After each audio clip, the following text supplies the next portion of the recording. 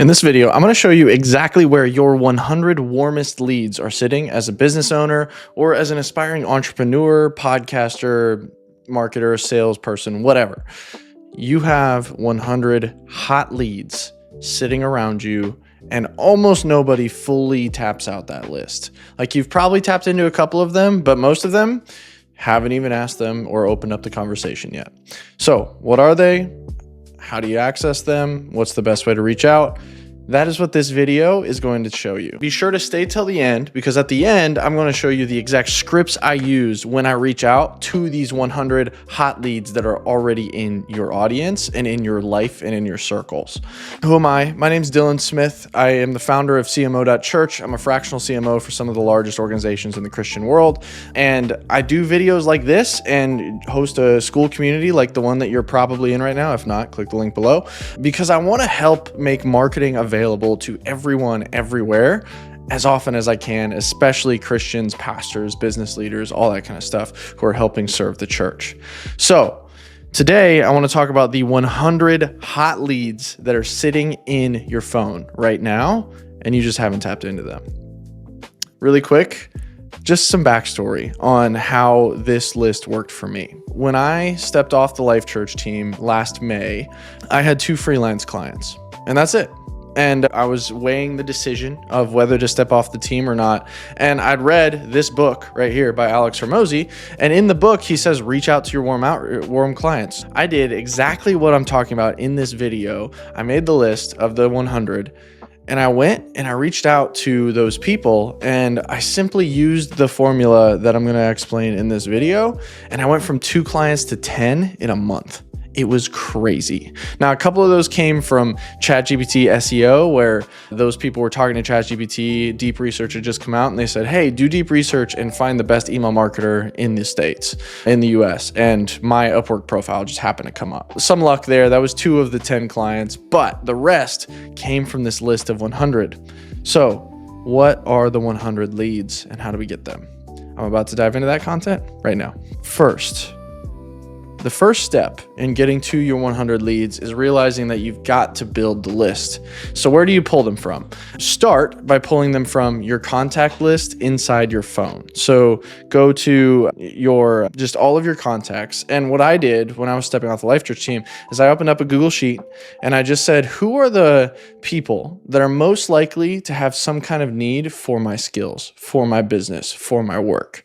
And I made a list and slotted people in as I could remember them. And then that got me to 20 or 30. So then I went to my phone and I just went to the contacts tab on my phone and I started scrolling from A through Z.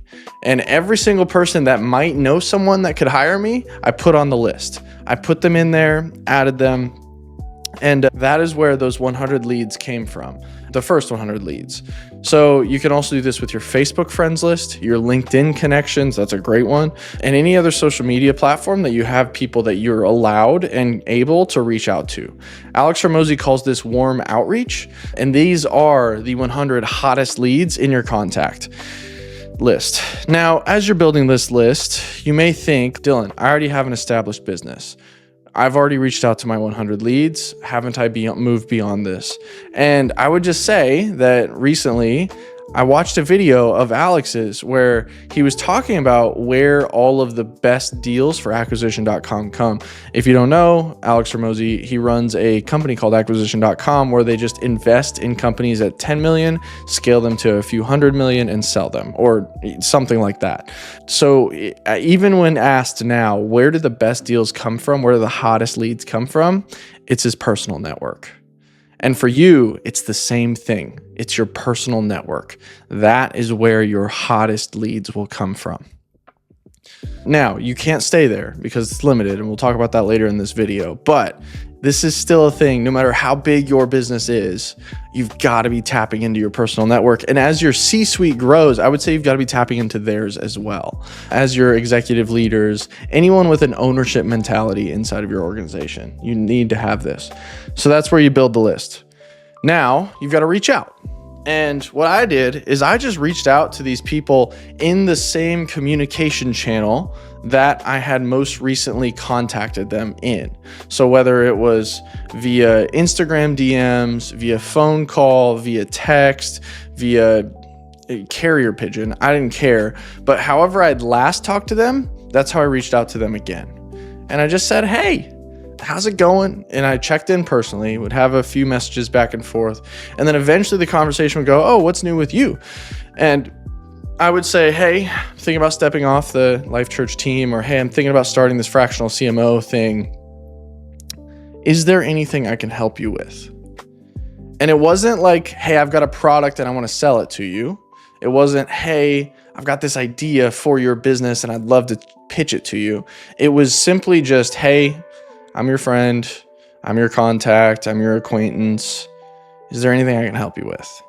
And so many of those first clients just came because I left the door open and I let them fill in the blanks. Now, for those of you who are just starting out, just starting up, this is a great method. This is phenomenal.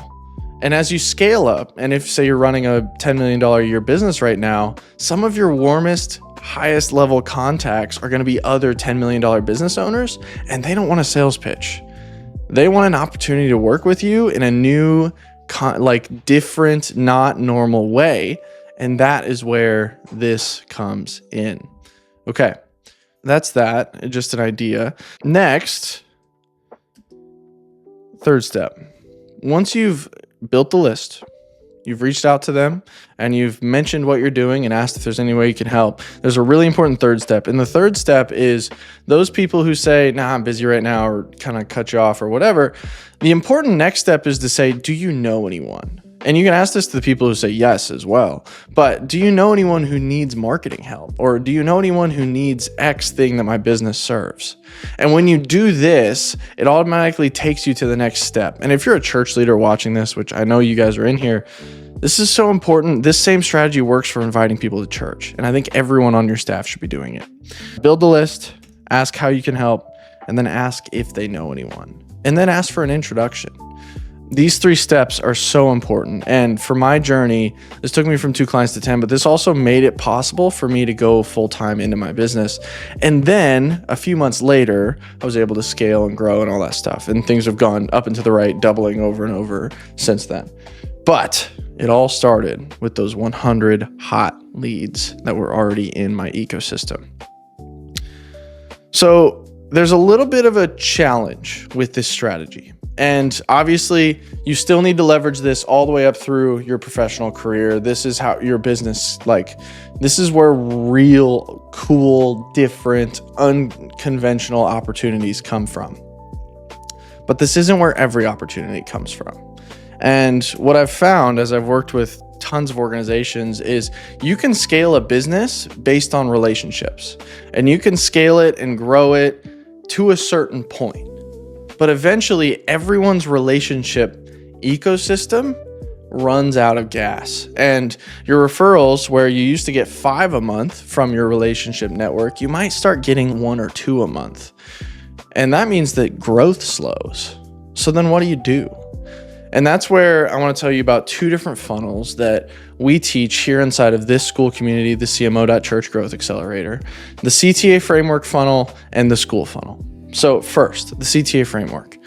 Over the years of me working for Carey Nieuwhof and Craig Rochelle Leadership Podcast and Life Church Open Network, I found that there is a massive difference between a 10 out of 10 lead magnet and a 9 out of 10 lead magnet.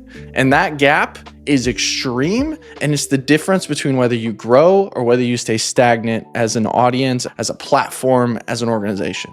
One of the ways that we saw this with Carey was we launched this thing called the Church Outreach Assessment for our Art of Church Growth course. And the lead magnet was killer. We wrote a bunch of logic and stories and Carey did a bunch of work on it. But it didn't hit. It was a solid 8 out of 10 or 9 out of 10 lead magnet. It was an assessment for how ready your church was to grow.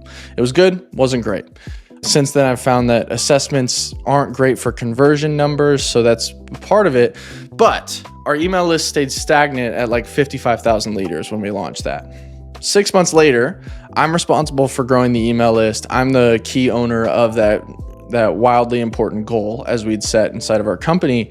And then COVID hits and everything changes. Obviously, we pivot the podcast, we pivot the blog. Everything that we're writing and doing is focusing on how do pastors react to COVID. And what Carrie and I realized and the team realized was we need to create a course on how pastors can lead through crisis, and we need to give it away. So what we did is we created I think it was 8 modules. I don't know if some of you may have taken it who've watching this. So let me know if you remember it. But we made the How to Lead Through Crisis course, and Carrie recorded it, and I got it published onto our WordPress site in 10 days from when COVID hit to when the course was live. Fast, just moving. And we put it behind an email paywall, gave it to everybody. That lead magnet was a 10 out of 10. It was explosive and it scaled our audience massively. But it was only because it was a 10 out of 10.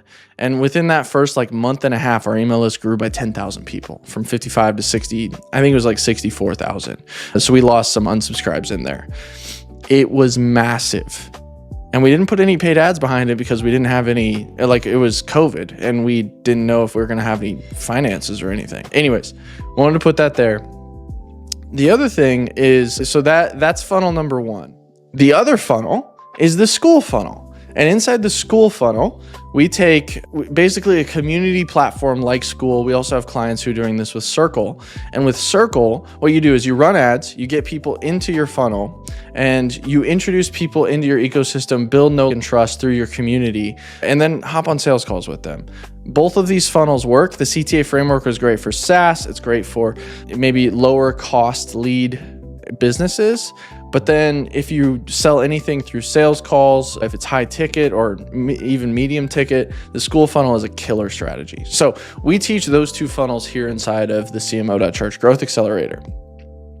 Now you can run that play on your own, but you also have a different choice. And that different choice is to figure out what it looks like to hire CMO.Church as your fractional CMO, and to look at what it looks like for us to partner together to implement one or both of those funnels into your business. And the reason why that's so important is because eventually your 100 hot leads run out, and you've got to keep scaling, and you've got to be able to reach people who don't already know you. And referrals are great, but some businesses aren't high referral businesses. So the question is, which one are you going to run? Which funnel is better for you? And do you want to do it yourself, or do you want to save time and get speed to leads through working with my team? So if that's you, if you want to explore what it looks like to work with CMO.Church, all you got to do is click the link below, book a time on my calendar. I'd love to see you there. All right. Talk to you soon. Oh, hey, and bonus for everybody who just stayed till the end, I've got to tell you the script that I used. So the exact script that I used when reaching out to people went something like this. Hey, Zach. Hey, John. Hey, Tommy. It's been a while since we talked, man. How are you? Oh, I'm great, Dylan. How's it going with you? Oh, man, things are great over here. Looking at entering and starting my own business and really leaning into this freelance marketing stuff that I've been doing. Oh, that's awesome. Tell me more about it, man. How many people are you helping? What do you got going on? Man, I'm really focusing on businesses that serve churches right now. And you just happen to come to mind because that's exactly what you do. And you know me, my marketing background. Do you have any openings, any gaps, anything that I could help you with right now? Whether it's social media, email marketing, running paid ads, whatever. Is there any way I can help you and serve your business in this time? No real agenda here, just curious if I can help. And that's the script, man. That was loosely it. And you've got to have some kind of conversation like that with all of these leads. Anyways, that's your bonus for staying till the end. All right. Hopefully you've booked a time down below to chat on my calendar. All right. Talk to you soon.